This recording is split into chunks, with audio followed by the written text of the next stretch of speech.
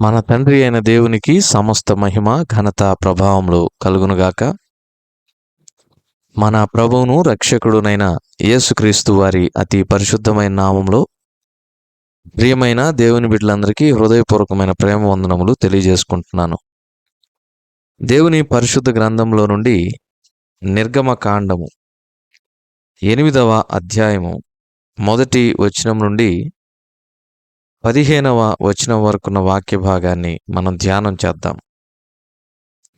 మొదటి 2 వచనములను చదువుకుందాం. యెహోవా ఏటిని కొట్టి 7 దినములైన తరువాత యెహోవా మోషేతో ఇట్లనెను, నీవు ఫరో యొద్దకు వెళ్ళి అతనితో నన్ను సేవించుటకు నా జనులను పోనిమ్ము. నీవు వారిని పోనీయనొల్లని ఎడల ఇదిగో నేను నీ పొలిమేరలన్నిటినీ కప్పల చేత బాధించెదను. దేవుడు ఈ కొద్ది మాటలను మన కొరకు దీవించునుగాక.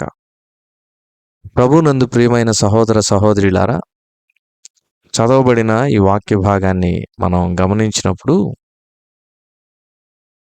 దేవుడు మోషేను ఫరో ఎదుట నిలవబడమని చెప్పినప్పుడు ఫరో ఎదుట మోషే వెళ్ళి నిలవబడతాడు.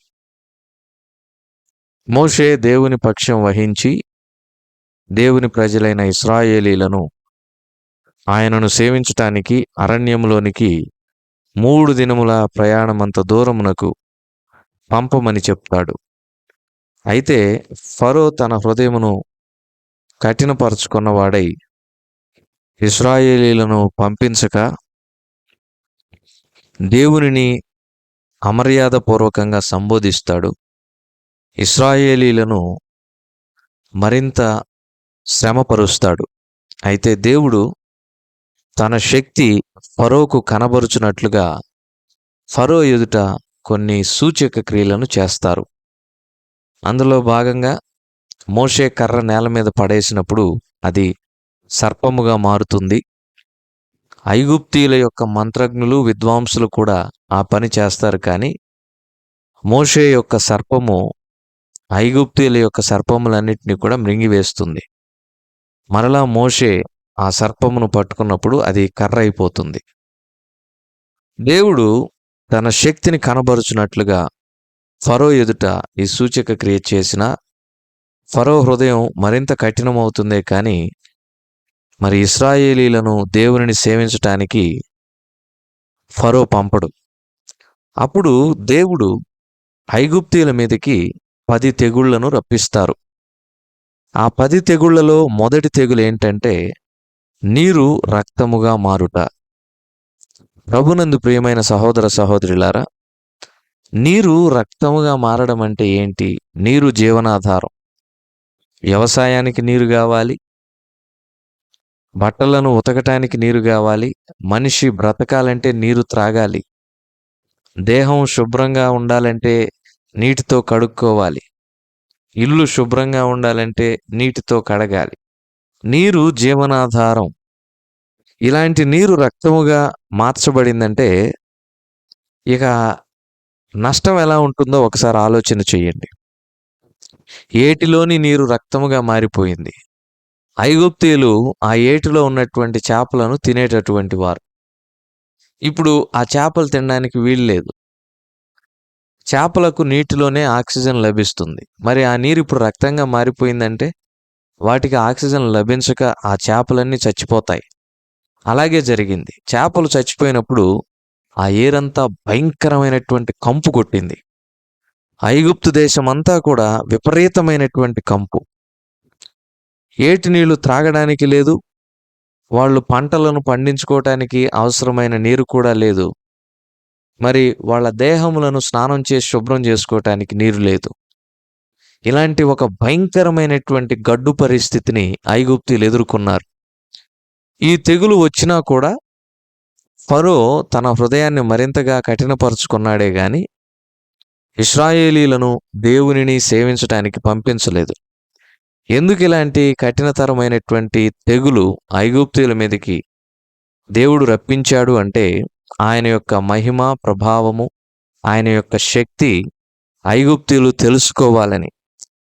జీవము కలిగిన దేవుడు ఎంతటి శక్తిమంతుడో ఐగుప్తీయులు తెలుసుకోవాలంటే ఇలాంటి తెగుళ్ళు ఐగుప్తు జనం మీదకి రప్పించాలని దేవుడు నిర్ణయం తీసుకున్నాడు. ఆ తర్వాత రెండవ తెగులు ఏంటంటే ఐగుప్తీయుల మీదకి దేవుడు కప్పలను రప్పించాడు. కప్ప ఎలాంటి జీవో మనకు తెలుసు. కప్ప చర్మం చాలా జుగుప్సకరంగా ఉంటుంది. కప్ప నీటిలోనూ ఉంటుంది, నేలపైన కూడా ఉంటుంది. ఈ కప్ప దేనికి గుర్తంటే ద్విమనస్కులైనటువంటి వారికి గుర్తు. వీళ్ళు ఎలా ఉంటారంటే లోకములో ఉంటారు, ప్రభువులో ఉంటారు. పాపంలో ఉంటారు, ప్రభువులో ఉంటారు. వాక్య వ్యతిరేకమైన క్రియలను చేస్తూ ఉంటారు, దేవుని పని చేస్తూ ఉంటారు. ఒక ప్రక్క ప్రార్థన చేస్తూ ఉంటారు, మరొక ప్రక్క పాపములో ఉంటూ ఉంటారు.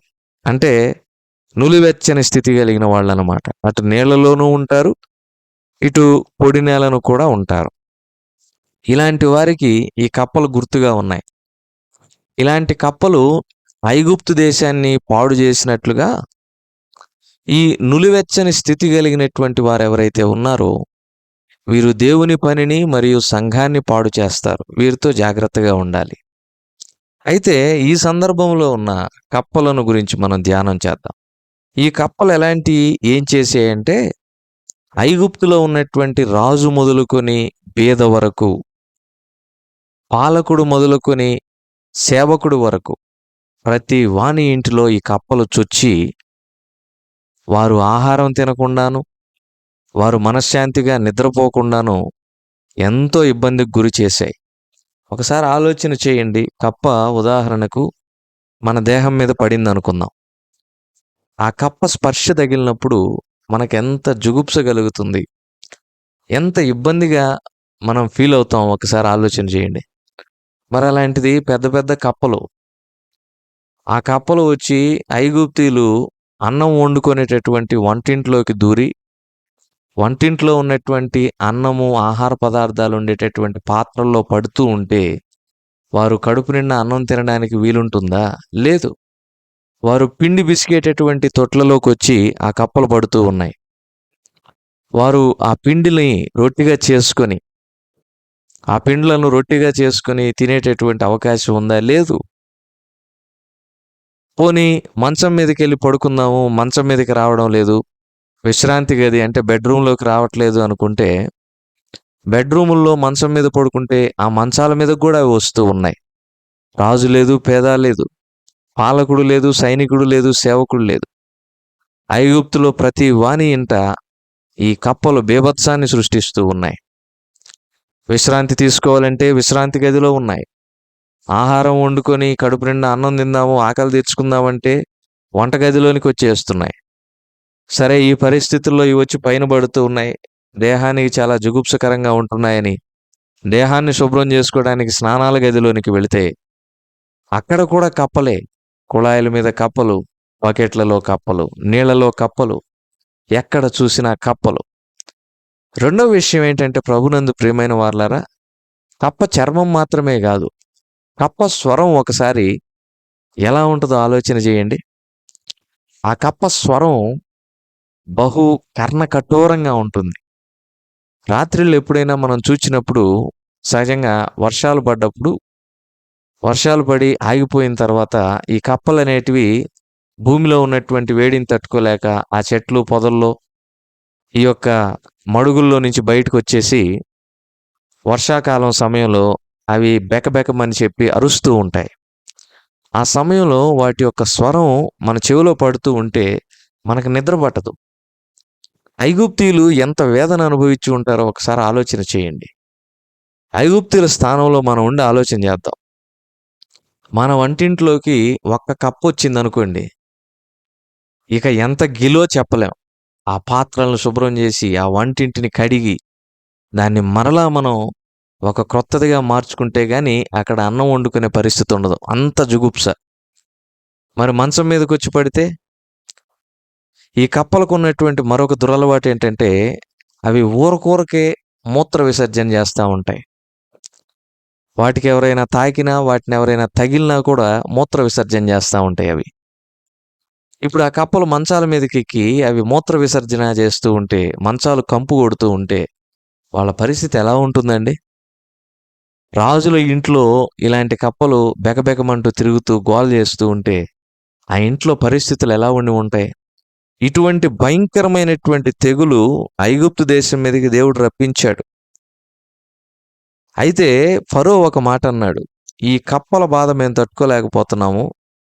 ఈ కప్పల్ని నువ్వు పోవునట్లుగా చేయమని చెప్తే," దానికి మోషే ఏమన్నాడంటే, "నీవు దేవుని ప్రజలైనటువంటి ఇశ్రాయేలీలను ఆయనను సేవించటానికి పోనివ్వాలి" అని చెప్పగా, దానికి ఫరో అంటున్నాడు, "వారు అగత్యముగా వెళ్ళవచ్చును" అంటున్నాడు. వారు వెంటనే వెళ్ళిపోవచ్చు అంటున్నాడు. కానీ ప్రభునందు ప్రియమైన సహోదర సహోదరులారా, ఇక్కడ మనం ఒక విషయాన్ని గమనించాలి. ముందు సమస్య నుండి గట్టెక్కితే తర్వాత సంగతి తర్వాత చూసుకుందాం అన్నట్లుగా ఉంది ఫరో యొక్క ఆలోచన. చాలామంది క్రైస్తవులు విశ్వాసులు కూడా ఇలాంటి ఆలోచన విధానం కలిగి ఉంటారు దేవుని పట్ల.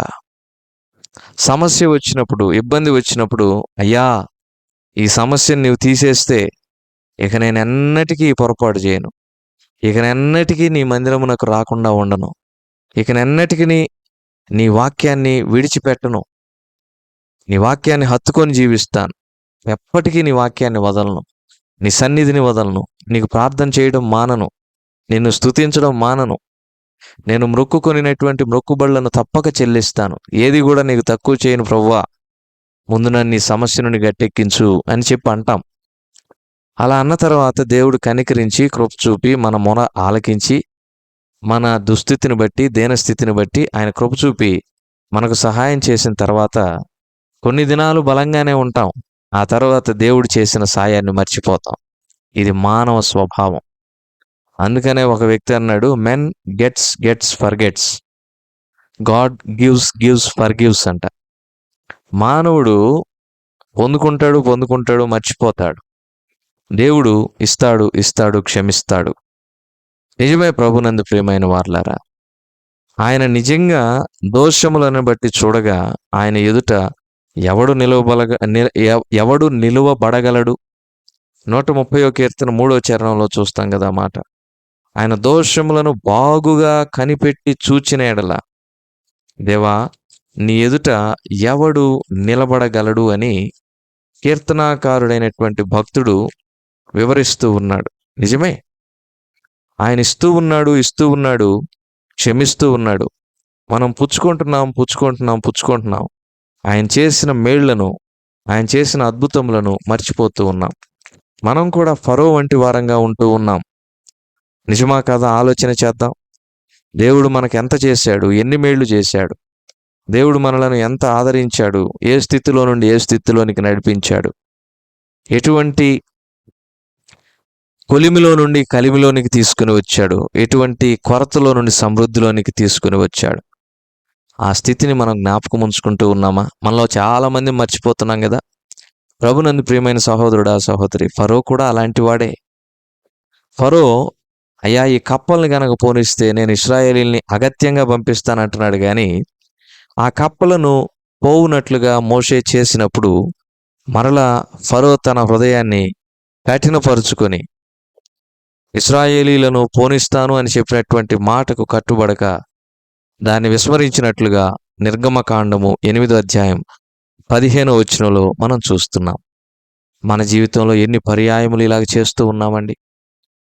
దేవునికి మనము ఏ స్థానం ఇస్తూ ఉన్నాం? ఆయన చేసిన మేళ్లను ఎంత మేర జ్ఞాపకం చేసుకుంటున్నాం? ఎంత మేరకు హృదయంలో భద్రం చేసుకోగలుగుతూ ఉన్నాం?